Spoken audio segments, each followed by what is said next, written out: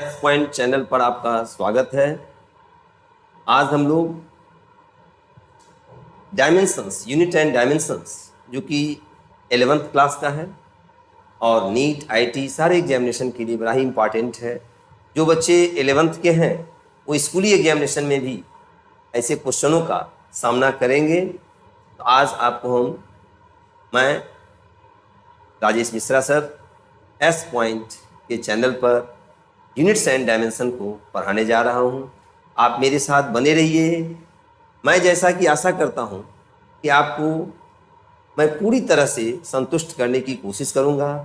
फिर भी अगर कहीं से दिक्कत होता है तो आप ज़रूर मुझे कमेंट सेक्शन में बताएंगे और मैं आपके प्रॉब्लम को दूर करूँगा।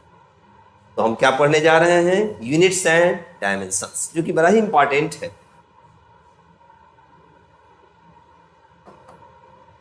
Units and dimensions.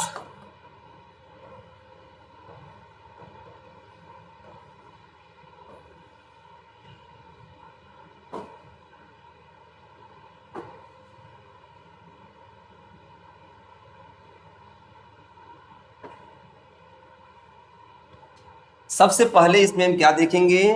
Measurement.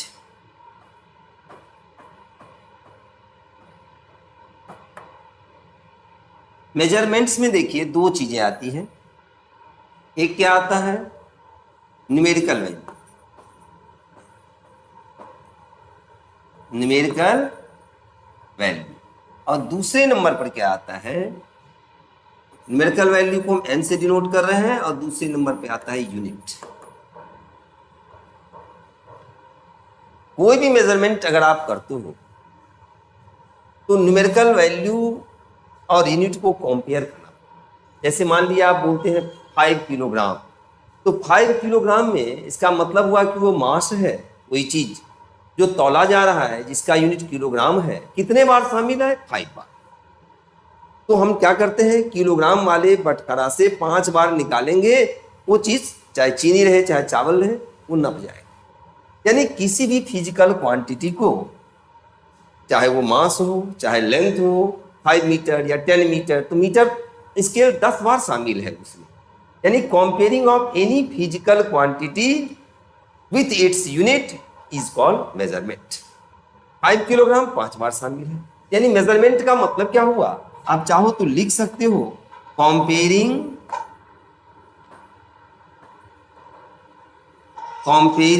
Of any physical quantity, यानी फिजिक्स का क्वांटिटी,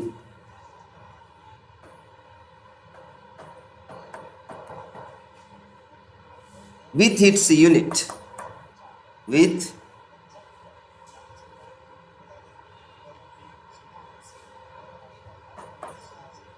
its unit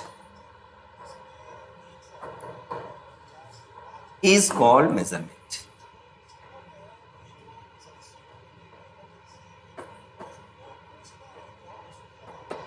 देखिए डेफिनेशन आपको ये नहीं पूछा जाएगा, कहीं नहीं पूछेगा, लेकिन जानना जरूरी है। ये हम लोग बहुत पहले से जानते आ रहे हैं कि 10 किलोग्राम यानी मीटर, उसमें किलोग्राम वाला बटखरा 10 बार शामिल है। तो हम करते क्या है? Comparing of any physical quantity with its unit is called measurement. लेकिन देखिए हम आप सब काम करते हो, समझ नहीं पाते हैं उन चीजों को। इन दोनों में रिलेशन कैसा है? तो इनवर्स रिलेशन है। Inverse relation. इनवर्स रिलेशन का मतलब कैसे इनवर्स रिलेशन है? देखिए आप बोलते हो 1 मिनट दैट इज 60 सेकेंड। देखो मिनट से छोटा हुआ है, टाइम का यूनिट मिनट बड़ा है और सेकेंड छोटा है, तो यूनिट छोटा हो रहा है तो न्यूमेरिकल वैल्यूज बढ़ रहा है। यानी ये अगर स्मॉल हो रहा है तो ये बिग हो रहा है। तो कैसा रिलेशन है? इनवर्स रिलेशन, जो हम लोग शुरू से जानते आ रहे हैं। 1 किलोग्राम 1000 मीटर, तो न्यूमेरिकल वैल्यूज बढ़ेगा तो यूनिट छोटा होगा, स्मॉल होगा। यानी इनवर्स रिलेशन का मतलब हुआ कि n प्रोपोर्शनल 1/u या n inversely proportional to u। हम कह सकते हैं इट इंप्लाइज प्रोपोर्शनैलिटी हट जाएगा n into u that is constant। यानी यहां एक हमको फार्मूला आ गया कि n into u that is constant, it implies n1 u1 that is n2 u2। अब ये न्यूमेरिकल वैल्यूज के द्वारा यूनिट का जो रिलेशन है, एक फार्मूला आ गया कि n1 u1 n2 u2, जो हमको डायमेंशंस जब हम पढ़ेंगे तो डायमेंशंस का जब यूज होगा कि conversion of one system of unit into another system of unit, उसमें इस फार्मूले का हम यूज करेंगे। ये देखिए आपको मेजरमेंट के ऊपर में शार्ट में बता दिए हैं, आपको जानना जरूरी नहीं है। जरूरी नहीं है कि हम उन्हीं चीज़ों को पढ़ें जो केवल पूछे जाते हैं, लेकिन हमारा पर्सनैलिटी इस ढंग का हो कि कहीं कोई पूछ दिया है भाई मेजरमेंट क्या चीज़ है तो मैं जान ही नहीं रहा, तो आप ये एक लाइन, कोई ये नहीं है कि बहुत मेहनत करने की ज़रूरत है, इसको आप एक बार देख लेंगे तो आपको समझ में आ जाएगा। और ये फार्मूला मेरे लिए इंपॉर्टेंट है। ये तो रहा कि मेजरमेंट में हम क्या करते हैं। अब थोड़ा सा हम लोग देख लें कि सिस्टम ऑफ यूनिट कितने आए हुए हैं, कैसे कैसे आए हैं। हम लोग आगे चलते हैं, सिस्टम ऑफ यूनिट की बात करते हैं।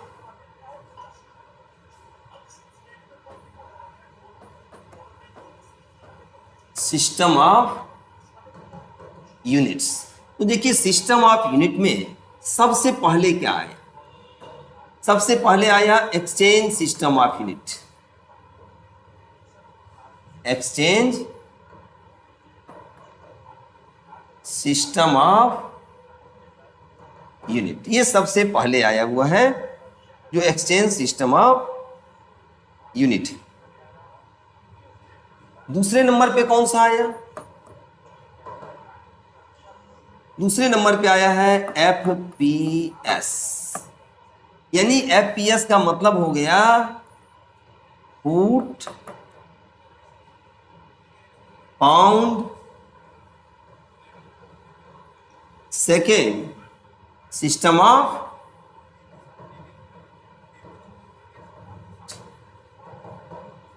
ये दूसरे नंबर पे आया। तीसरे नंबर पर इसके बाद CGS आया, यानी सेंटीमीटर ग्राम सेकेंड और सिस्टम ऑफ यूनिट, ये सब में जुड़ेगा। फोर्थ नंबर पे क्या आया, MKS, यानी metre kilogram second system of unit. और वर्तमान में जो चल रहा है, जो कि जनेवा में 1962 में बैठक हुई साइंटिस्टों की और जो डिसाइड किया गया, वो अब चल रहा है SI system of unit. SI system of unit, इसका फुल फॉर्म होता है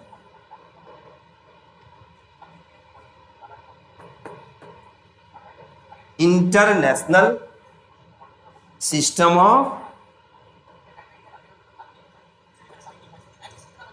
यूनिट। ये देखिए इतने सिस्टम ऑफ यूनिट आया, ये एक नॉलेज के लिए आपको जानना जरूरी है। हम आपका ज़्यादा टाइम नहीं लेंगे, आप मेरे साथ बने रहिए। बहुत शार्ट टाइम में आपको हम IT तक के सारे कैलकुलेशन को बता देंगे। 11th भी आपका स्पष्ट हो जाएगा, और आप नीट के या IT के अगर प्रिपरेशन कर रहे हैं तो आप बहुत अच्छे ढंग से उसके क्वेश्चन को बहुत ईजी वे में कर ले जाएंगे, ये मेरा विश्वास है। कहीं भी आपको दिक्कत होगा आप जरूर हमको कमेंट कीजिए, मैं आपको बताऊंगा। जिस तरह से भी होगा मैं आपको समझाऊंगा, आपकी पूरी समस्या को मैं दूर करूंगा। लेकिन आप बने रहिए मेरे साथ, वीडियो को पूरा देखिए, कॉन्सेंट्रेट होके देखिए। देखिए सबसे पहले एक्सचेंज सिस्टम ऑफ यूनिट आया, बहुत पहले की बात है, जब विकास नहीं हुआ था। देहात में हाट लगा करता था, उसमें चावल के बदले चीनी, चीनी के बदले चावल, इसी तरह गेहूं इस ढंग से खरीदा जाता था, लोग एक्सचेंज करते थे। उसके बाद FPS आया, जो शेक्सपियर के टाइम की बात है, फुट पाउंड सेकेंड, आज भी जिंदा है। फुट से लोग नापते हैं, कई फीट क्या हो, भाई 6 फीट के हैं, 5 फीट के हैं। लेकिन अब कपड़े की दुकान में जाके अगर बोलेंगे कि 4 फुट कपड़ा दे दूं तो नहीं दे पाएगा। तो फुट पाउंड सेकेंड, यानी लेंथ के लिए फुट, मास के लिए पाउंड, टाइम के लिए second.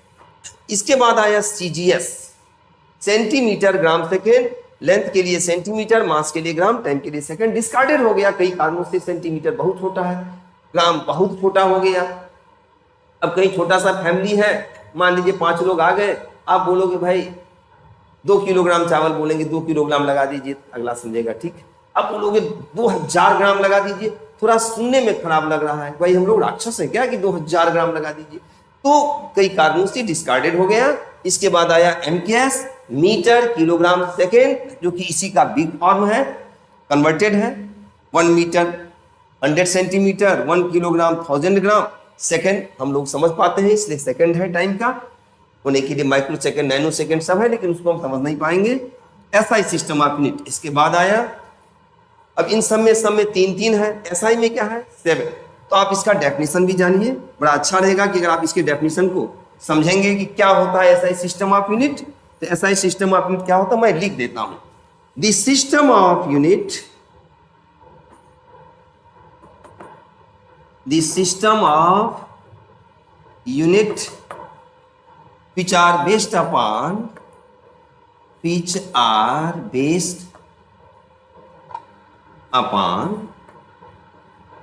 7 fundamental quantities, 7 fundamental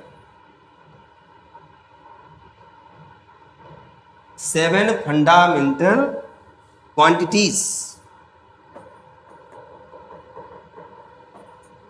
and 2 complementary quantities.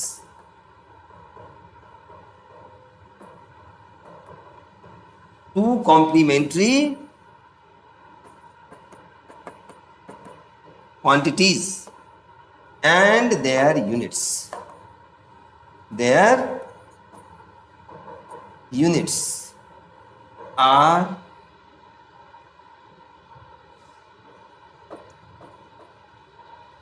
known as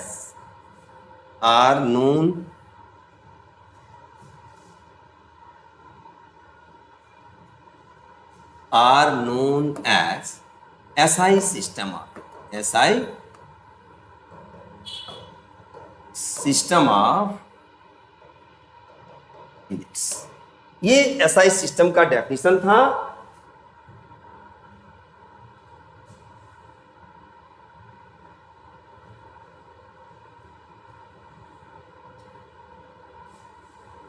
SI system क्या है, ऐसा सिस्टम जिसमें 7 फंडामेंटल क्वांटिटीज हैं, 2 कॉम्प्लीमेंट्री क्वांटिटीज हैं और उनके यूनिट, यानी the system of unit which are based upon 7 fundamental quantities, 2 complementary quantities. आप एक बार देख लीजिए, the system of unit which are based upon 7 fundamental quantities, 2 complementary quantities and their units are called SI system of unit या known as SI system, are called SI system of unit या known as SI system of। यानी अब यहां देखिए fundamental quantities कौन कौन है। Fundamental मतलब मूल, प्रारंभ जहां से हो रहा है, तो फंडामेंटल क्वांटिटीज, क्यों से क्वांटिटीज हो गया, यहां हम लिख दे रहे हैं फंडामेंटल यूनिट्स, और एक इसमें हम एक्स्ट्रा कॉलम ले रहे हैं डायमेंशंस डिनोशन, जो आपको आगे समझ में आएगा। डायमेंशंस डिनोशन। देखिए फंडामेंटल क्वांटिटीज कौन कौन है, आप पहले से भी जान रहे हो, और नहीं तो आप एकदम बेसिक समझिए। लेंथ हो गया, मास है, टाइम, टेम्परेचर,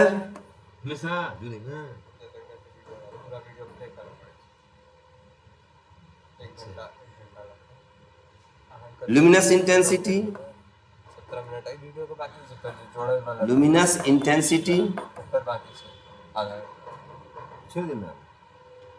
इलेक्ट्रिक करंट,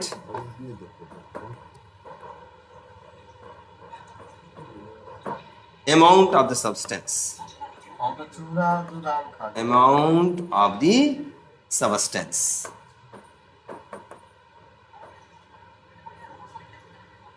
ये फंडामेंटल हो गया, 7 फंडामेंटल क्वांटिटीज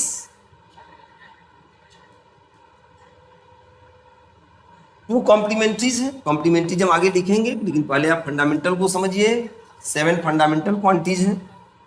लेंथ का क्या हो गया, मीटर एसआई यूनिट, मास का किलोग्राम, टाइम का second, temperature kelvin, luminous intensity candela, electric current और अमाउंट ऑफ द सब्सटेंस का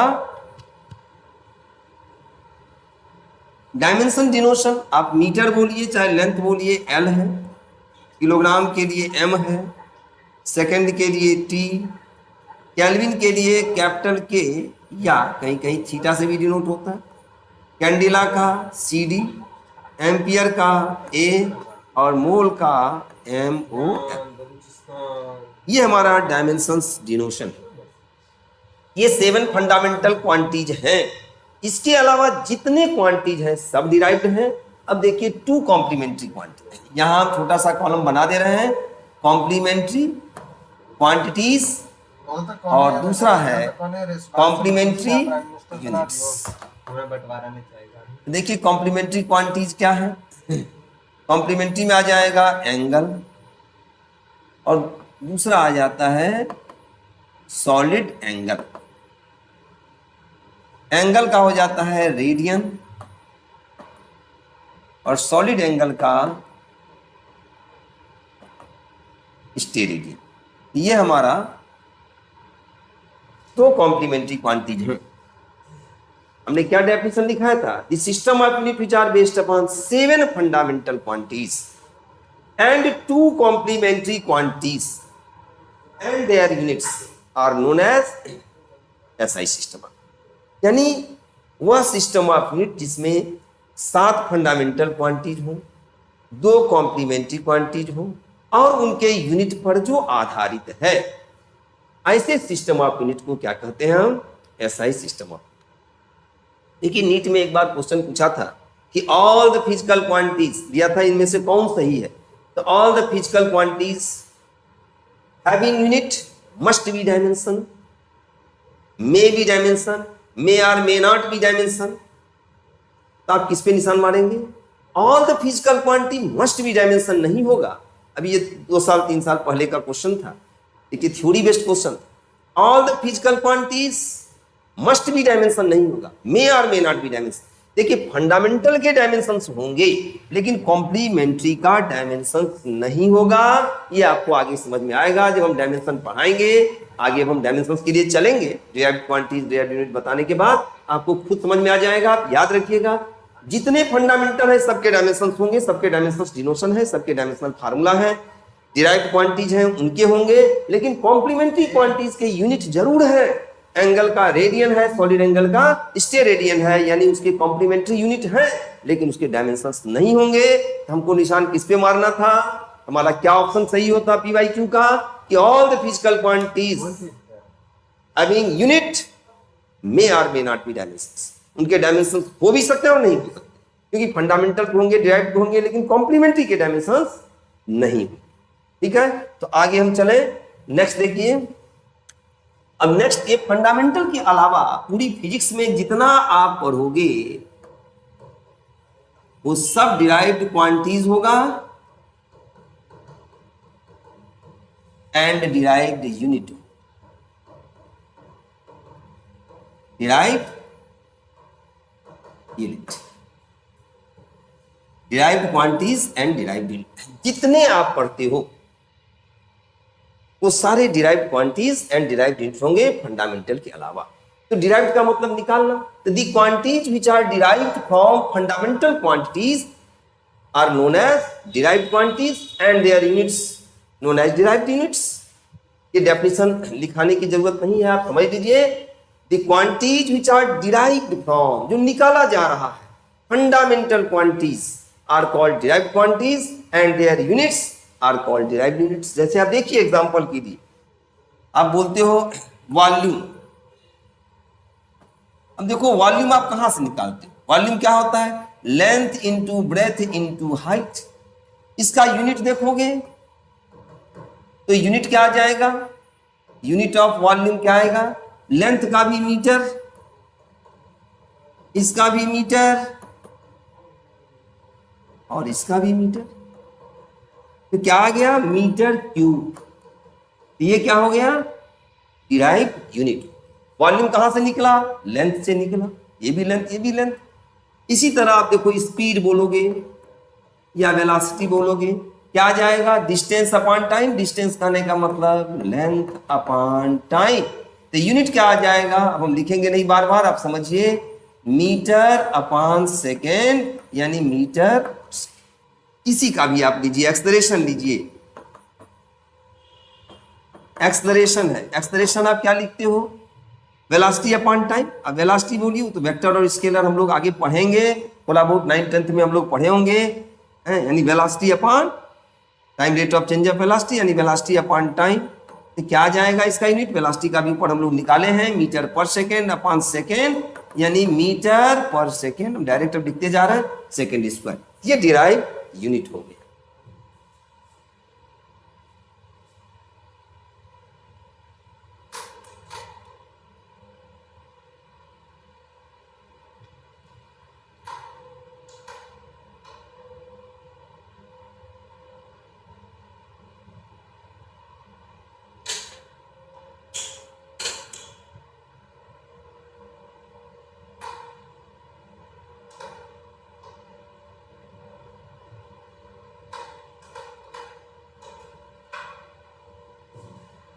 ये देखिए वॉल्यूम, स्पीड, एक्सलरेशन किससे निकला है, लेंथ और टाइम से निकला। आप आगे बोलोगे फोर्स, तो देखिए फोर्स क्या चीज है, फोर्स क्या आप लिखते हो, मास, 9th-10th में आप पढ़े हैं, इनटू एक्सलरेशन। अब क्या आ जाएगा इसका यूनिट,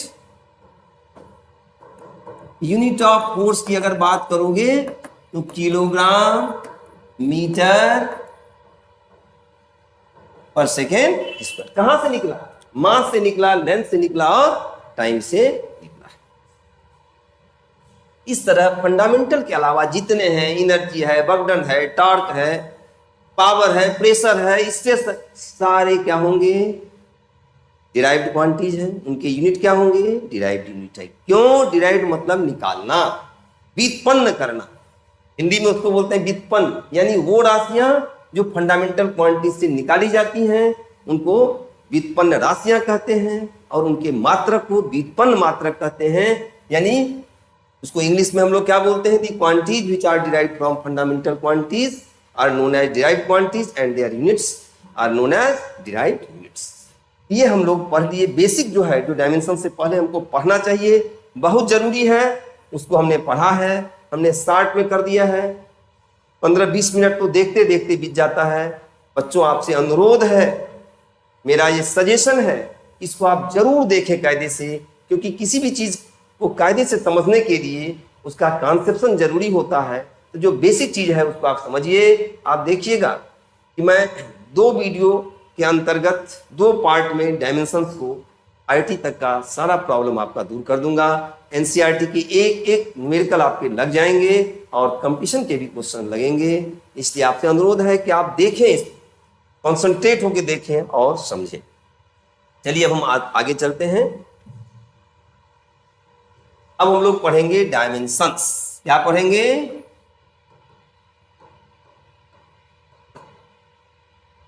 ये देखिए डायमेंशंस है।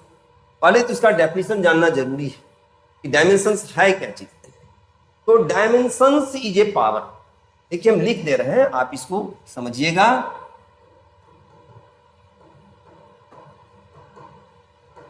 डायमेंशंस इज ए पावर, क्या चीज है, ये एक पावर है। कैसा पावर है, तो विच रेज्ड, रेज्ड मतलब चढ़ाया जाना है, रेज्ड ऑन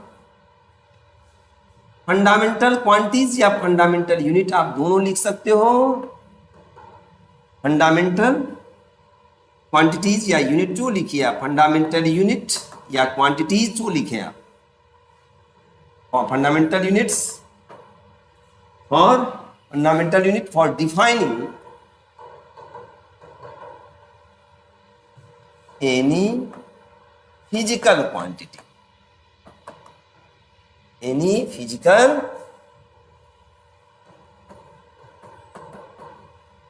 क्वांटिटी।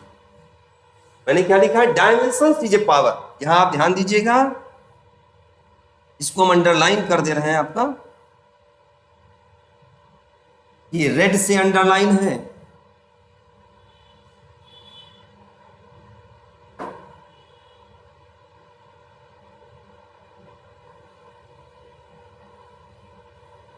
इतना आप अंडरलाइन याद रखिए कि डायमेंशंस क्या होती हैं, तो डायमेंशंस पावर होती है। कैसा पावर होती है, विच रेज्ड ऑन फंडामेंटल यूनिट। देखिए डेफिनेशन जानना बहुत जरूरी है। तो डायमेंशंस क्या चीज है, तो dimensions is a power, dimensions power है। इसको भी थोड़ा याद रखिए, इसको अलग से मैं कर दिया। Dimensions is a power which raised on fundamental unit for defining any physical quantity. किसी भी फिजिकल क्वांटिटी को या फिजिकल यूनिट, फंडामेंटल यूनिट को dimension is a power which raised on fundamental unit, जो फंडामेंटल यूनिट या fundamental quantities पर चढ़ी होती हैं और defining any physical quantity, physics के किसी भी क्वांटिटी को व्यक्त करने के लिए। तो देखिए आपको समझना क्या है कि डायमेंशंस पावर होती है। डायमेंशंस क्या होती है, पावर होती है। अब शॉर्ट में देखेंगे, टीचर लोग भी बोल देते हैं फोर्स का डायमेंशंस क्या होगा, mLT पावर -2। वो 100% गलत बोल रहे हैं। डायमेंशंस mLT पावर -2 हो ही नहीं सकता, उसका डायमेंशनल फार्मूला होगा mLT पावर -2, क्योंकि डायमेंशंस इज ए पावर। आपको ये मैं अंडरलाइन कर दिया हूं, और पावर को मैं पुनः जो है येलो से अंडरलाइन किया हूं कि आपको जानना है कि पावर है। डायमेंशंस क्या चीज है, पावर है। कैसा पावर है, तो जो फंडामेंटल यूनिट पे चढ़ा होता है किसी भी फिजिकल क्वांटिटी को, यानी फिजिक्स के जितने क्वांटिटी हैं उसको डिनोट करने के। अब हम देखिए डायमेंशनल फार्मूला निकालते हैं। सबसे पहले वॉल्यूम का ही निकालते हैं, यानी यहां हम लिख दे रहे हैं फिजिकल क्वांटिटी, और इधर लिख दे रहे हैं डायमेंशनल फार्मूला।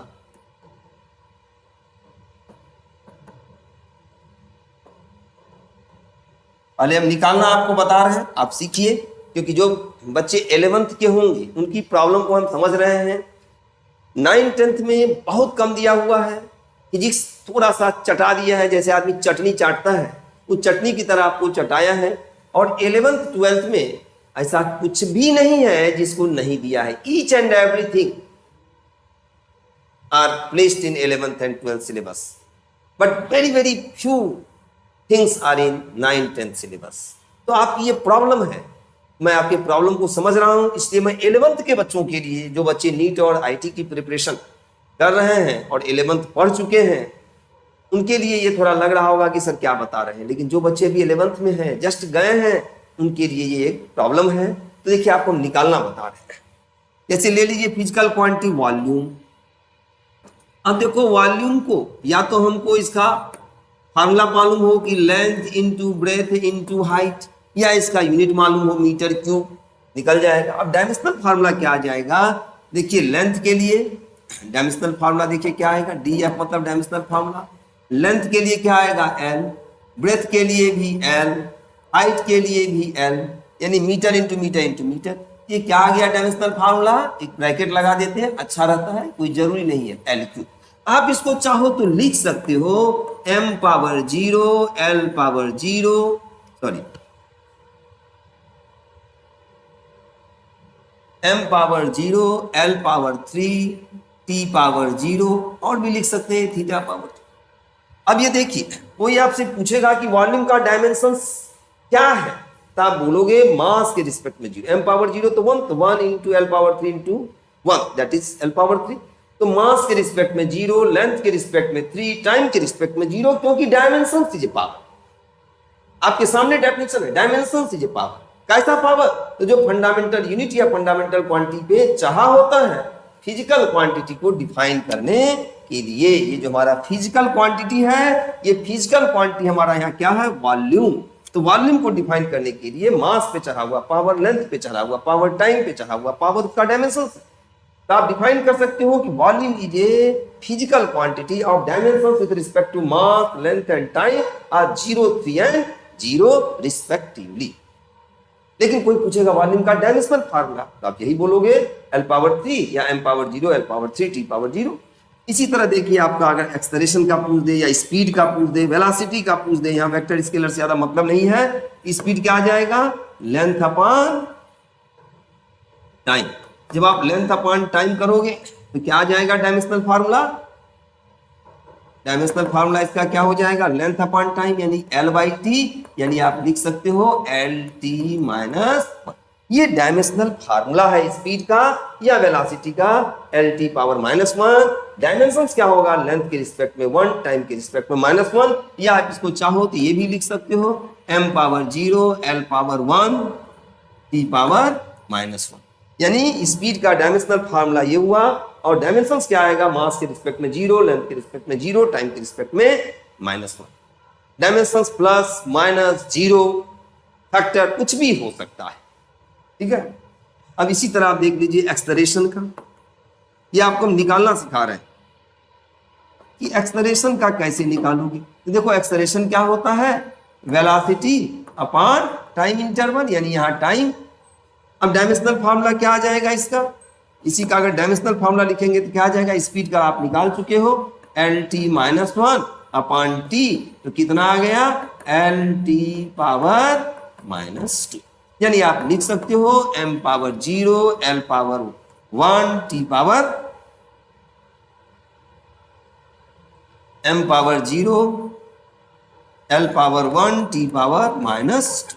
यानी स्पीड, ये एक्सेलरेशन का डायमेंशनल फार्मूला मास के respect, dimensional formula M power 0, L power 1, T power -2, यानी LT पावर -2। डायमेंशंस मास के रिस्पेक्ट में 0, लेंथ के रिस्पेक्ट में 1, टाइम के रिस्पेक्ट में -2। अब आगे हम लोग चलते हैं। अब हम लोग फोर्स का डायमेंशनल फार्मूला देखते हैं। देखो फोर्स क्या होता है? फोर्स होता है बेटा मास इंटू एक्सेलरेशन। हमको फार्मूला आना चाहिए, जो धीरे धीरे हम पढ़ते हुए 11 से लेके 12 तक जब फिजिक्स पढ़ेंगे, हमारे पास मैकेनिक्स हो गया, सॉलिड एंड फ्लूइड मैकेनिक्स हो गया, हीट एंड थर्मोडायनामिक्स है, ऑसिलेशन, साउंड वेव, फिर आप जब 12th में जाओगे electrostat, electric current, magnet, electromagnetic wave, फिर मिलेगा आपको ray optics, wave optics, modern physics, electronics. ये 4 जो NCERT आप पढ़ोगे 11th में 2 और 12th में 2, तो आपको सारे फार्मूला आपके पास आएगा और उन फार्मूला के हम डायमेंशनल फार्मूला जानेंगे। तो इस चैप्टर में सारे फार्मूला है, तो आप टेंशन नहीं लेना है, जितना संभव हो सके उसको आप करने की कोशिश कीजिए। जो 11th के बच्चे हैं वो एक्स्ट्रा टेंशन ना लें, कॉन्सेप्शन समझ लें, निकालना समझ लें। कुछ ऐसे फार्मूला है जो 12th वाला है, उसको भी हम बताएंगे, आप उसके लिए टेंशन नहीं लेना है, आप उसको करने की कोशिश कीजिए। नहीं हो रहा है धीरे धीरे कीजिए आप, क्योंकि आपको एग्जामिनेशन कब देना होगा? 12th के बाद। तो फोर्स क्या होता है? Mass into acceleration.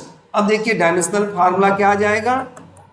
Dimensional formula of force जब आप लिखोगे तो क्या आ जाएगा? मास के लिए m लिखेंगे और एक्सेलरेशन हम निकाल चुके हैं LT पावर -2, तो कितना आ गया? MLT power -2। यानी फोर्स का डायमेंशन क्या होगा? मास के रिस्पेक्ट में 1, लेंथ के रिस्पेक्ट में 1, टाइम के रिस्पेक्ट में -2। अब इस तरह हम डायमेंशनल फार्मूला निकालना सीख गए हैं हम, जैसा कि उम्मीद करते हैं कि मेरे बच्चों को आ गया होगा समझ में। आप इसको एक बार 2 बार अगर देखेंगे तो आप निकाल ले जाएंगे। NCERT में जब आप देखिएगा तो NCERT में डायमेंशनल फार्मूला एकदम आप बुक को पलट दीजिए, पीछे में दिया हुआ है, लगभग 1994 फार्मूला है। इसमें जितना संभव हो आप सीखने की कोशिश कीजिए, प्रोसेस सब में यही है निकालने का। अब हम लोग देखते हैं किसके किसके सेम होंगे। देखिए एनर्जी का एक साथ हम लोग 3 सीख भी जाएंगे। एनर्जी, वर्क डन और टॉर्क, ये तीनों के डायमेंशनल फार्मूला सेम होंगे। क्या आएगा? ML पावर 2 T पावर -2, ये डायमेंशनल फार्मूला। देखिए एनर्जी आप कोई भी लीजिए, चाहे काइनेटिक एनर्जी लीजिए, चाहे पोटेंशियल एनर्जी लीजिए, कोई भी लीजिए, सबका यूनिट जूल है। तो कोई भी एनर्जी हम काइनेटिक ले ले रहे हैं, ½ mv²। क्या आ जाएगा? हाफ प्योर नंबर है, कोई मतलब नहीं है। m के लिए m होगा, स्पीड है l t पावर, स्पीड का l t पावर -1 इसका स्क्वायर, यानी क्या आ गया dimensional formula, m l power 2 t power -2। ये हो गया एनर्जी का। फिर देखिए आप वर्क डन, तो वर्क डन का क्या होगा, वर्क डन क्या होता है, force into displacement, force into displacement. अब देखिए हम यहाँ डायरेक्ट निकालते चले जा रहे हैं। फोर्स के लिए आप निकाल चुके हो m l t power -2, displacement का l, तो कितना आ गया वर्क डन का, m l power 2 t power -2, L1 L power 2 हो गया। टॉर्क, जो बच्चे टॉर्क नहीं जान रहे हैं वो समझ ले थोड़ा सा, लीनियर मोशन में जो काम फोर्स करता है एंगुलर मोशन में वही काम टॉर्क करता है। किसी को आप बांध दीजिए, उसका एक हाथ रस्सी से या दूसरा हाथ उसका रस्सी का हिस्सा कुत्ते में बांध दीजिए, उसको मारना शुरू कीजिए, क्या होगा, बैल की तरह घूमेगा। कोई आके पूछे कि आप क्या लगा रहे हैं, सर आप क्या कर रहे हैं, मैं बोलूंगा टॉर्क का प्रैक्टिस करवा रहे हैं बच्चे। When characteristics of a force rotating a body towards any axis, then force is called torque. Linear motion में जो काम फोर्स करता है एंगुलर मोशन में वही काम टॉर्क करता है। तो टॉर्क बहुत ज्यादा जानने की जरूरत नहीं है, टॉर्क का केवल फार्मूला जान लीजिए, force multiplied by perpendicular distance. कहां से, the perpendicular distance from line of action of force, line of action of force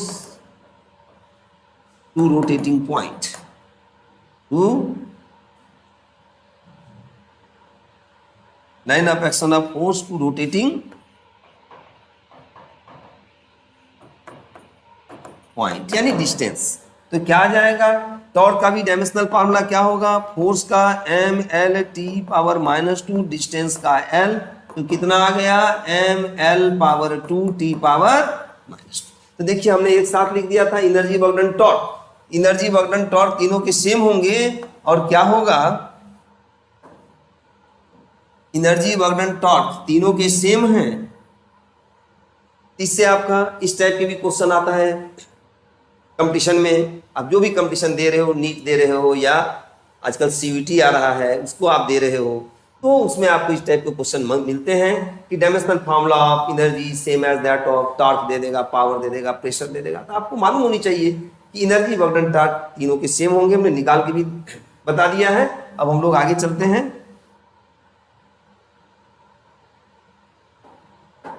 देखिए क्या होगा आगे। आगे हम लोग फिर देखते हैं किसका किसका सेम हो रहा है।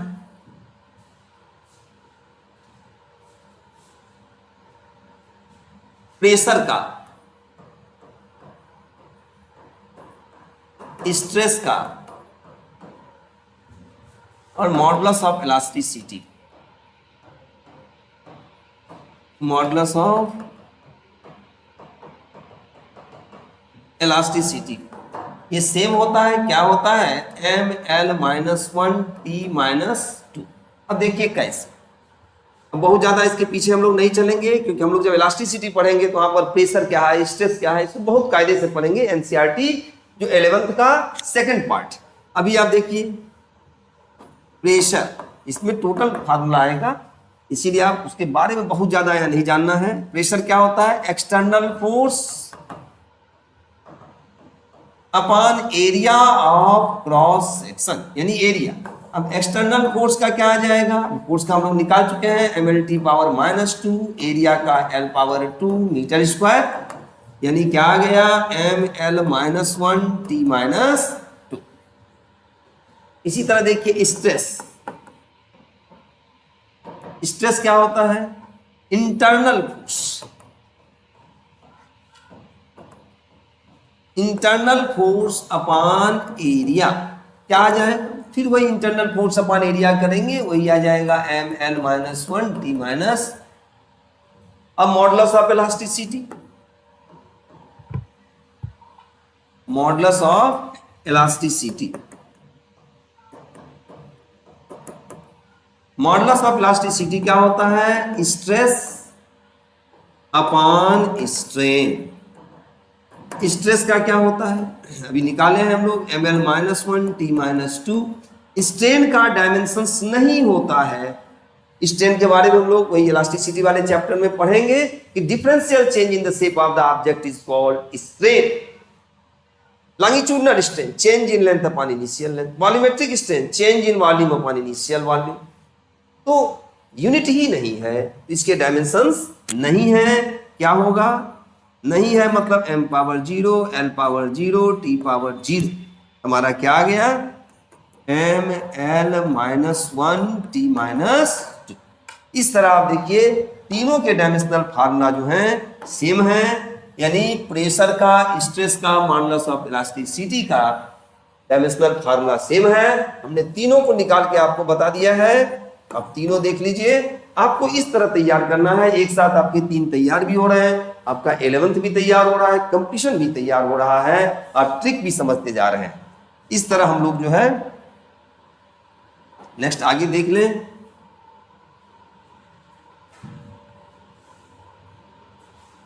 कुछ और देखिए आप, Planck's constant angular momentum. Planks constant का ये कई बार पूछा हुआ है, आईटी नीट दोनों में पूछा हुआ है। प्लैंक्स कांस्टेंट एच से डिनोट होता है और एंगुलर मोमेंटम, एंगुलर मोमेंटम ये दोनों के सेम होते हैं। प्लैंक्स कांस्टेंट और एंगुलर मोमेंटम दोनों के सेम होते हैं। क्या होता है M L minus 1 T minus sorry M L power 2 T power minus 1, M L power 2 M L power 2 T power minus 1।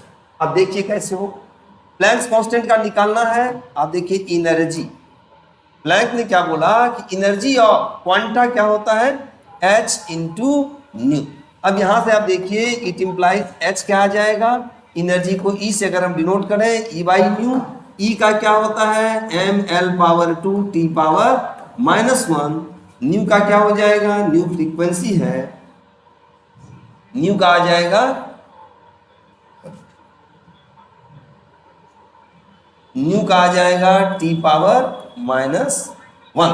तो कितना आ जाएगा M L power 2 T power minus 1।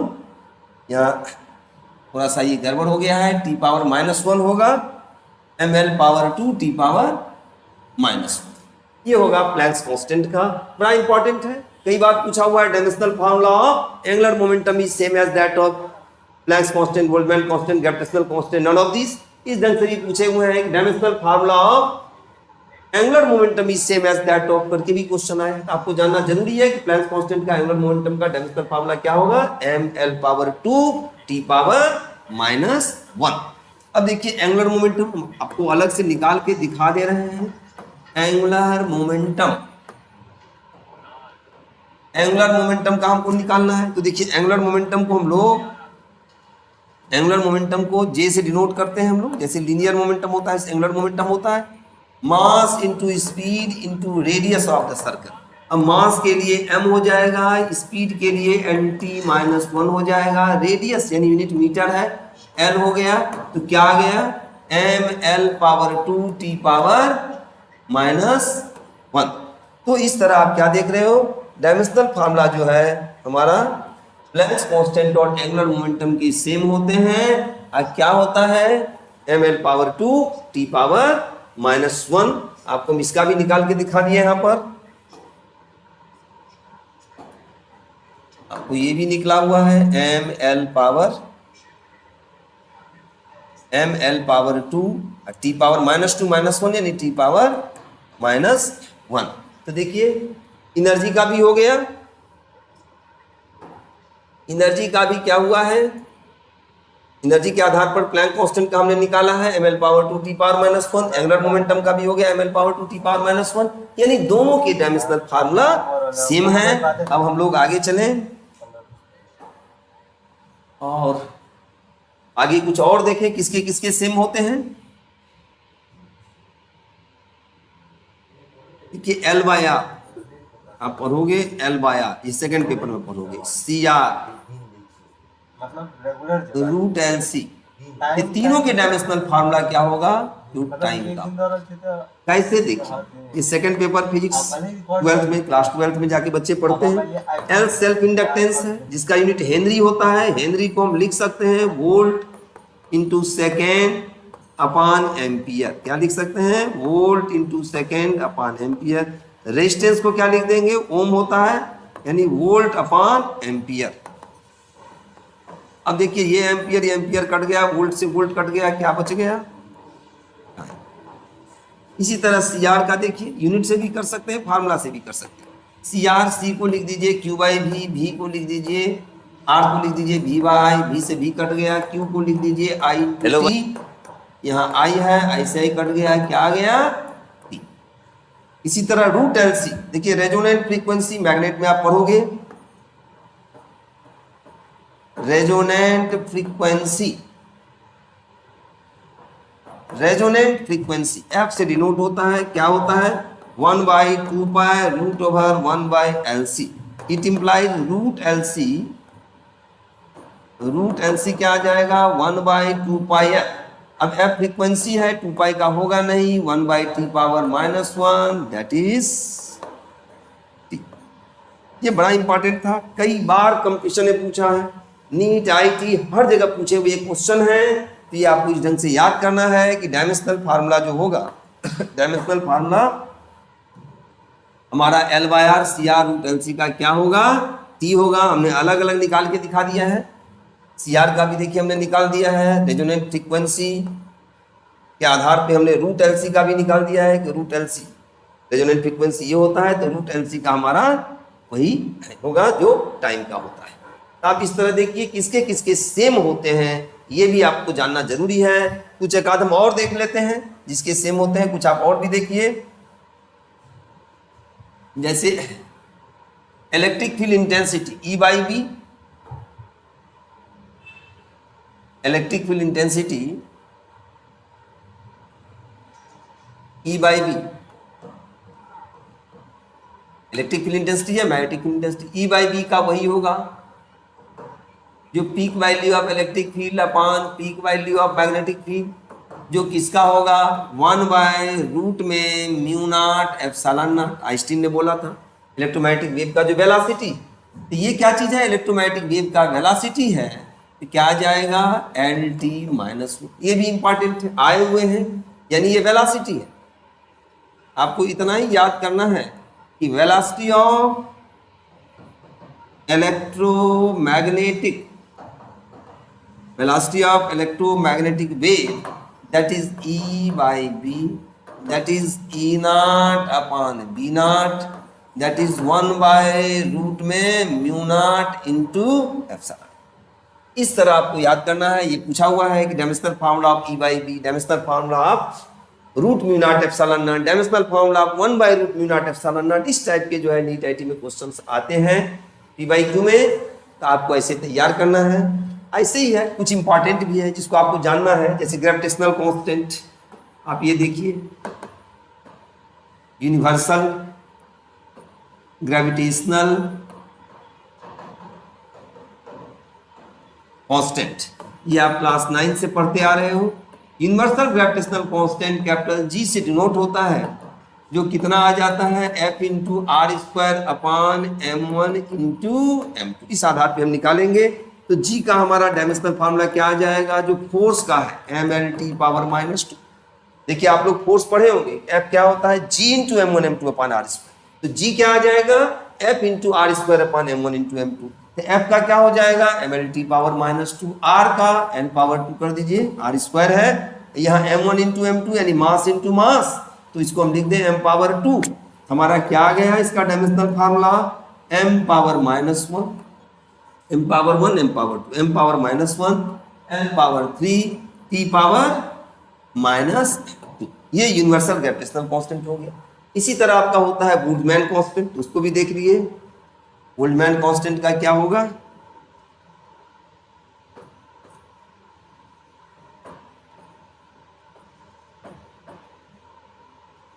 Boltzmann constant, Boltzmann constant को हम लोग small k से denote करते हैं। बोल्ट्जमैन कांस्टेंट का डायमेंशनल फार्मूला क्या होगा, देखिए एनर्जी आप पढ़ेंगे फिजिक्स में भी, जब हीट एंड थर्मोडायनामिक्स पढ़ाया जाता है तो हम लोग वहाँ पर मोनोएटॉमिक, डायटॉमिक, ट्राइएटॉमिक, उसके क्या डिग्रीज ऑफ फ्रीडम है, उसके क्या एनर्जी होंगे। तो जब आप डिग्रीज ऑफ फ्रीडम पढ़ोगे तो आपको समझ में आएगा कि मोनोएटॉमिक गैस की एनर्जी क्या होता है 3/2 kT, जहाँ के क्या चीज है, बोल्ट्जमैन कांस्टेंट है। देखिए फार्मूला हमको पता होना चाहिए डायमेंशंस निकालने के लिए। आपको धीरे धीरे, जो 11th के बच्चे हैं वो ना घबराएं, वो 10 डे तैयार करें, उसका यूज फिर समझ लें, उस पर क्वेश्चन करें, आपके पास से फार्मूला आता जाएगा। यहाँ हम सब कुछ बता दे रहे हैं जिससे आपका नीट आईटी सबका क्लियर हो जाए। तो E = 3/2 kT, यहाँ से देखिए K कितना आ जाएगा 2/3 इंटू E/T। अब यहाँ पर डायमेंशनल फार्मूला लिखना है बोल्ट्जमैन कांस्टेंट का। 2/3 से मतलब नहीं, L/2 T⁻⁻2 T टेम्परेचर है, आप इसको K लिखिए चाहे थीटा लिख दीजिए, डायमेंशंस डिनोशन। तो क्या आ गया mL/2 T⁻⁻2 θ⁻⁻। ये हमारा बोल्ट्जमैन कांस्टेंट का हो गया। एक आप देख लीजिए यूनिवर्सल गैस कांस्टेंट, आपको हम इसके बाद यूनिवर्सल गैस कांस्टेंट का बता दे रहे हैं। ये सब इंपॉर्टेंट है, ये सब पूछे जा सकते हैं अलग से भी। यूनिवर्सल गैस कांस्टेंट CONST लिखती है शॉर्ट में। Universal gas constant capital R होता है। देखिए इसका कैसे निकालें, तो gas equation PV = nRT। 11th वाले बच्चे पढ़ेंगे ये आगे, फिजिक्स में हीट एंड थर्मोडायनामिक्स में पढ़ेंगे, जब केमिस्ट्री है उसमें आप जो है थर्मोकेमिस्ट्री में इसको आप पढ़ेंगे। PV = nRT, ये आइडियल गैस इक्वेशन है जहां P प्रेशर है, V वॉल्यूम है, N number of moles of the gas है, R यूनिवर्सल गैस कांस्टेंट है, T एब्सोल्यूट टेम्परेचर है। ये आप जान जाओगे आगे, कंपटीशन वाले बच्चे जान रहे हैं। तो देखिए हमको R का निकालना है, क्या निकलेगा, R क्या हो जाएगा P × V/N × T। यहाँ T टाइम नहीं है, ये एब्सोल्यूट टेम्परेचर है। क्या होगा डायमेंशनल फार्मूला, तो प्रेशर के लिए आप जान चुके हो mL-1 T-2, वॉल्यूम का L⁻³ हो गया, N नंबर ऑफ मोल है इसको हम लोग मोल लिख देंगे, T एब्सोल्यूट टेम्परेचर है, टेम्परेचर के लिए थीटा लिखेंगे। तो हमारा डायमेंशनल फार्मूला इसका क्या आ गया m L⁻⁻1 + 3 यानी L⁻2 T⁻⁻2 θ⁻⁻1 और मोल पावर -1। ये हमारा यूनिवर्सल गैस कांस्टेंट का डायमेंशनल फार्मूला होगा, जो कि डायरेक्ट आ जाता है। यूनिवर्सल गैस कांस्टेंट हो गया, बोल्ट्जमैन कांस्टेंट हो गया, प्लैंक कांस्टेंट हो गया, इसके डायरेक्ट भी पूछे जा सकते हैं। तो आपको देखिए मैथ्स हमने निकाल के बता दिया है, जो इंपॉर्टेंट है हमने उसको बता दिया है। कुछ और भी एक आध इंपॉर्टेंट है, उसको भी आप देख लीजिए जो कंपटीशन में पूछा गया। एक तरह से आपका सारा ही PYQ इसमें जो है आपका क्लियर हो जाएगा। जैसे देखिए एनर्जी डेंसिटी, इसको हम जान लें, एनर्जी डेंसिटी का क्या होता है। एनर्जी डेंसिटी आप पढ़ोगे, एनर्जी डेंसिटी का मतलब energy per unit volume, energy per unit volume यानी एनर्जी अपॉन वॉल्यूम। अब देखिए इसका क्या होगा, जब भी हम एनर्जी डेंसिटी का निकालोगे, एनर्जी डेंसिटी का क्या निकलेगा mL/2 T⁻�2 अपॉन वॉल्यूम का हो गया L/3। तो क्या आ जाएगा mL-1 और T-2। ये हमारा एनर्जी डेंसिटी का आएगा। अब आप देखिए इलेक्ट्रिक फील्ड का एनर्जी डेंसिटी, स्मॉल यू से डिनोट करते हैं। इलेक्ट्रिक फील्ड का एनर्जी डेंसिटी क्या होता है 1/2 ε0 E²। ε0 absolute permittivity of free space है। मैग्नेटिक फील्ड का एनर्जी डेंसिटी क्या होता है, ये 12th में आप पढ़ेंगे मैग्नेट में 1/2 B²/μ0। μ0 absolute permeability of free space है। तो देखिए यहां से क्या हो जाएगा, यानी इट इंप्लाइज ε0 E² का डायमेंशनल फार्मूला वही होगा जो B²/μ0 का होगा। और क्या आ जाएगा, एनर्जी डेंसिटी है mL-1 T-2। जिन बच्चों को ये नहीं पता है ये एनर्जी डेंसिटी है, वो अब लगेंगे निकालने, तो ε0 का यूनिट लिखेंगे कूलम²/न्यूटन मीटर²। इलेक्ट्रिक फील्ड का लिखेंगे न्यूटन पर कूलम, उसका स्क्वायर काटेंगे पीटेंगे टाइम लगेगा। या B²/μ0 में B electric magnetic field intensity है, उसका यूनिट टेस्ला होता है, वेबर पर मीटर स्क्वायर होता है, न्यूटन पर एम्पियर पर मीटर होता है। आप ये लिखोगे, स्क्वायर करोगे, फिर म्यू नॉट का लिखोगे न्यूटन पर एम्पियर। इतना टाइम नहीं है कंपटीशन में बेटा, इसलिए आपको इस ढंग से प्रैक्टिस करना है कि एप्सिलॉन नॉट ई स्क्वायर या B square by mu naught energy density है।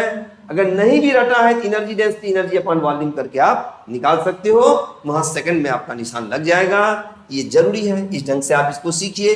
अब हम कुछ देख लें कि किसके नहीं होते हैं, उसके बाद इसका यूज होगा जो आपको सेकंड पार्ट में बताएं।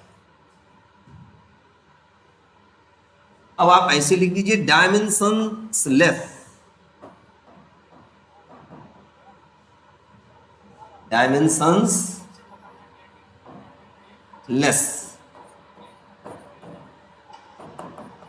Physical quantities. अब देखिए डायमेंशनलेस फिजिकल क्वांटिटीज कौन कौन। सबसे पहले तो आप देखिए एंगल का नहीं होता, arc upon radius, solid angle का नहीं होता,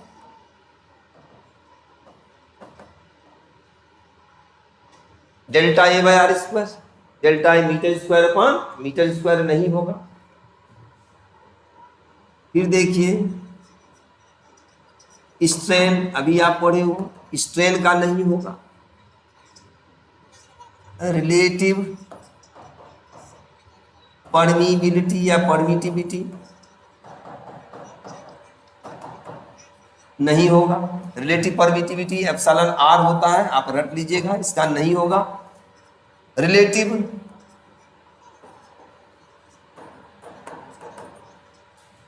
परमिटिविटी का नहीं होगा, रिलेटिव परमिटिविटी यानी रिलेटिव परमिबिलिटी, परमिटिविटी तो बेटा हमने लिख दिया है, रिलेटिव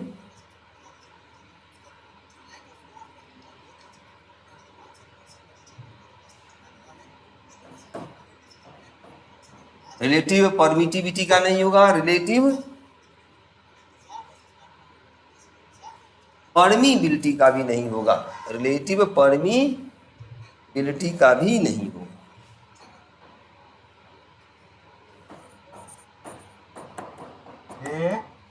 रिलेटिव परमिबिलिटी होता है म्यू आर,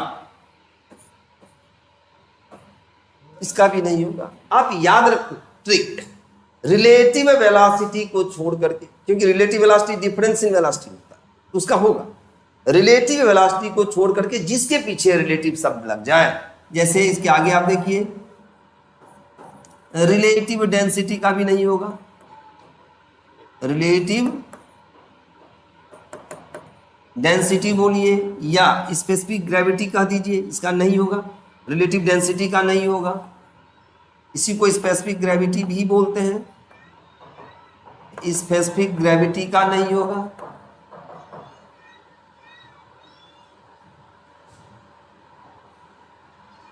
एक्सपोनेंशियल सीरीज आजकल आईटी में पूछे जाते हैं, इस पे आपको हम क्वेश्चन कराएंगे नेक्स्ट में।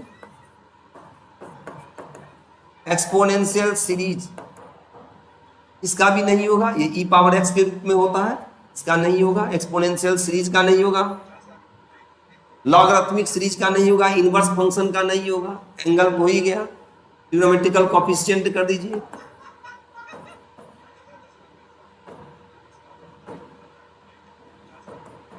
ट्रिग्नोमेट्रिकल कोएफिशिएंट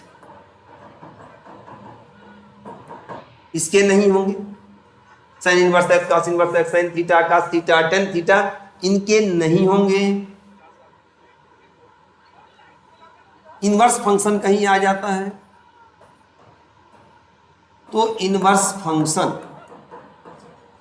के भी नहीं होंगे। अप्रॉक्स हमने लिख दिया है जिनके नहीं होते हैं, कुछ और भी आ सकता है, लेकिन इतना आप जानते रहिए कि इनके dimensional formula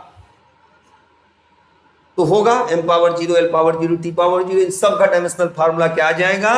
all these physical quantities having dimensional formula m power 0, l power 0, t power 0, theta power 0। ये जितने फिजिकल क्वांटिटीज हैं सब के डायमेंशनल फार्मूला यही होंगे, m power 0 l power 0 t power 0, यानी उसके वैल्यूज 1 आएगा, उसके वैल्यू क्या होंगे 1, यानी सबके डायमेंशनल फार्मूला सेम है। और ये यानी किसी के डायमेंशनल फार्मूला किसी के डायमेंशंस नहीं है। डायमेंशनल फार्मूला न होने का मतलब कि उसका वैल्यू आप डायमेंशंस न होने का मतलब यानी उसका डायमेंशनल फार्मूला ये है, यानी उसका वैल्यू 1 है। ये भी आपको जानना जरूरी है, क्योंकि कभी आप क्वेश्चन देखेंगे, जैसे एससी वर्मा लगा रहे हैं, एससी वर्मा का ऑब्जेक्टिव फर्स्ट का क्वेश्चन नंबर 6, आप देखिए इसी बेस्ड पर क्वेश्चन है, तो बिना मतलब का लगाया है इंटीग्रेशन का साइन, लेकिन वो क्वेश्चन आया भी है, आईटी में भी पूछा है, नीट में भी पूछा है। तो आप ये भी जानते रहिए कि इन सब के डायमेंशंस नहीं होते हैं, यानी इनके डायमेंशनल फार्मूला सबके सेम आएंगे। क्या आएंगे, m power 0 l power 0 t power 0 theta power 0, और किसी का डायमेंशंस नहीं है, यानी उसका वैल्यू 1। इस तरह देखिए हमने डायमेंशंस निकालना जान गए हैं, जो इंपॉर्टेंट है उसको हम जान गए हैं। अब आपको जो है एक्सपोनेंशियल सीरीज पे क्वेश्चन है, डायमेंशंस के यूजेज हैं, तो डायमेंशंस के यूजेज उस पर पूछे गए क्वेश्चंस, ये हमारा डायमेंशंस का जो वीडियो पार्ट 2 होगा, ये पार्ट 1 है, इसमें हमने इतना बता दिया है। पार्ट 2 में हम पूरी कोशिश करेंगे कि डायमेंशंस के यूज पे जितने क्वेश्चंस आते हैं, फर्स्ट पर, सेकंड पर डायरेक्ट आता है, थर्ड पर इनडायरेक्ट आता है, उसके ये सारे क्वेश्चंस आपको हम बताएंगे। आईआईटी से लेकर के नीट तक के हम मैक्सिमम क्वेश्चन को टच करने की कोशिश करेंगे। आप मेरे साथ बने रहिए और समझिए हर कॉन्सेप्शन को।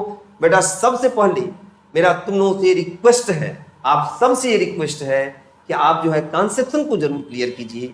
कभी ऐसा ना हो कहीं चले गए, कोई पूछ दिया तो दिक्कत हो जाता है, इसीलिए मैंने शुरू से एकदम जीरो से उठाया है बेस को, आपको कंपटीशन तक जहाँ तक संभव हो पाया मैं ले जाने की कोशिश किया हूँ। सेकंड पार्ट में आपको हम तीनों जो यूज डायमेंशंस के हैं, उस पर जो एनसीईआरटी के कुछ क्वेश्चन है, जो आईआईटी में पूछे गए क्वेश्चन है, नीट में पूछे गए क्वेश्चन है, उसको हम मैक्सिमम को टच करने की कोशिश करेंगे, तो कम से कम समय में तुम्हारा तैयार हो जाए, ये मेरी जो है शुभकामना है तुम्हारे साथ। Thank you.